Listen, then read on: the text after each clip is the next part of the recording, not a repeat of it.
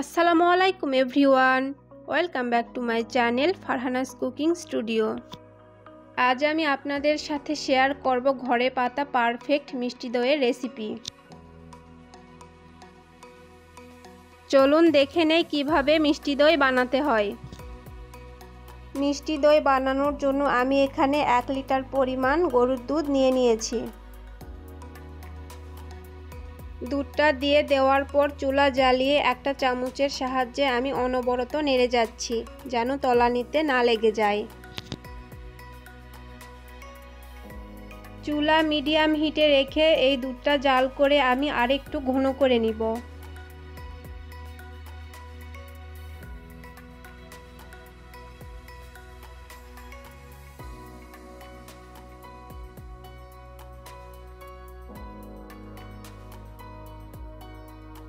বেশ কিছুক্ষণ জাল করে নেওয়ার পর দুধ কিছুটা ঘন হয়ে এসেছে।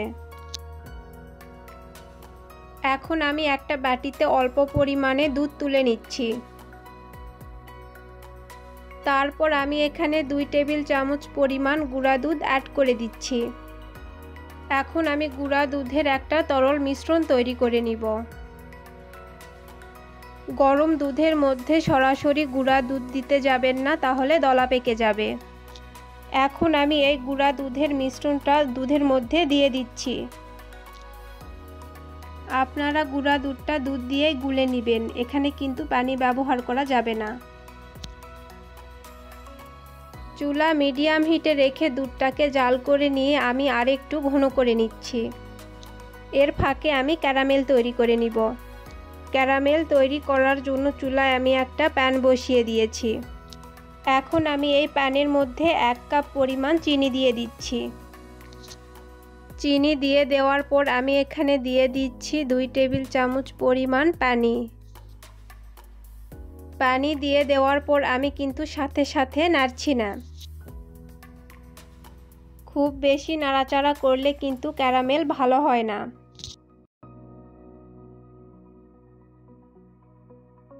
কিছুক্ষণ পর আমি খুন্তির সাহায্যে হালকা নেড়ে দিচ্ছি।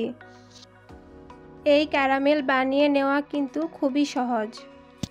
চুলার হিট মিডিয়ামে রেখে এই ক্যারামেল আমি বানিয়ে নিচ্ছি। চুলা হাই হিটে রাখলে দ্রুত একটা কালার চলে আসবে এবং ক্যারামেল পুড়ে যাবে।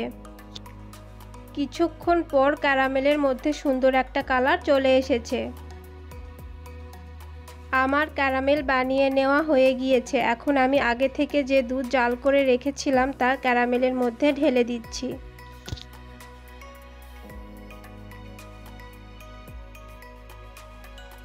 ক্যারামেলের মধ্যে দুধ দিয়ে দেওয়ার পর ক্যারামেল কিন্তু দলা পেকে যাবে, এতে ভয়ের কিছু নেই। কিছুক্ষণ পর এমনিতেই ক্যারামেলগুলো গলে যাবে। দেখুন দুধের কালার কিন্তু অনেকটাই চেঞ্জ হয়ে এসেছে। এখন আমি চুলা লো হিটে রেখে 5 মিনিটের মতো এই দুধ জাল করে নিব।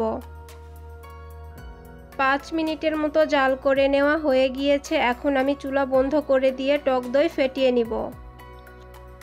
দই বসানোর জন্য আমার এখানে প্রয়োজন হচ্ছে টক দইয়ের। আমি এখানে 1 কাপ পরিমাণ পানি ঝরানো টক দই নিয়ে নিয়েছি।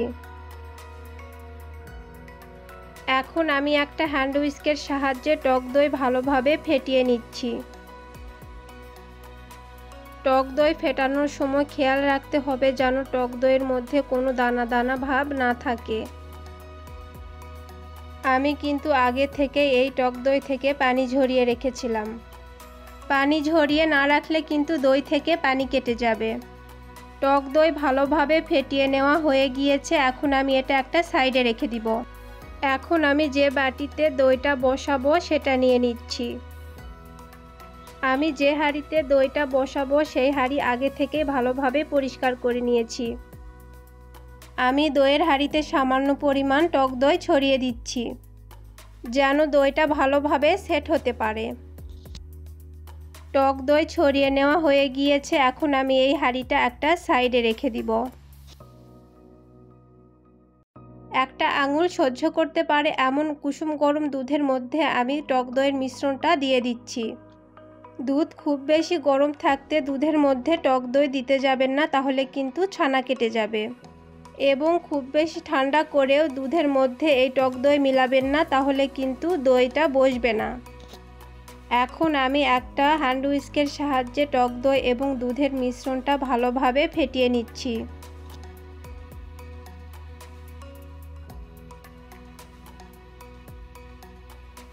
টক দই এবং দুধের মিশ্রণটা ভালোভাবে ফেটিয়ে নেওয়া হয়ে গিয়েছে। এখন আমি যে হাঁড়িতে দইটা বসাবো সেই হাঁড়িতে দুধের মিশ্রণটা ঢেলে দিচ্ছি। দেখুন হাঁড়ির উপর সাইডে কত সুন্দর ফেনা ফেনা ভাব হয়েছে। এখন আমি একটা ঢাকনা দিয়ে এই হাঁড়িটা ঢেকে দিচ্ছি। আপনারা চাইলে এটা ফয়েল পেপার দিয়ে মুড়িয়েও দিতে পারেন। এখন আমি এই হাঁড়িটা একটা পরিষ্কার টাওয়াল দিয়ে মুড়িয়ে একদিনের জন্য রেখে দিব কোনো উষ্ণ স্থানে। ফিরে আসছি একদিন পর। ফিরে এলাম একদিন পর। দেখুন দইটা কত ভালোভাবে সেট হয়ে গিয়েছে। দইটা দেখতে মাশাআল্লাহ অনেক সুন্দর হয়েছে এবং এ দইটা খেতেও কিন্তু অনেক মজার। আমার আজকের দইয়ের এই সহজ রেসিপিটি ভালো লাগলে প্লিজ লাইক, কমেন্ট এবং শেয়ার করবেন। এবং এখনও যারা আমার চ্যানেলটি সাবস্ক্রাইব করেনি প্লিজ আমার চ্যানেলটি সাবস্ক্রাইব করে আমার পাশেই থাকবেন। আজ এখানে বিদায় নিচ্ছি। আল্লাহ হাফেজ।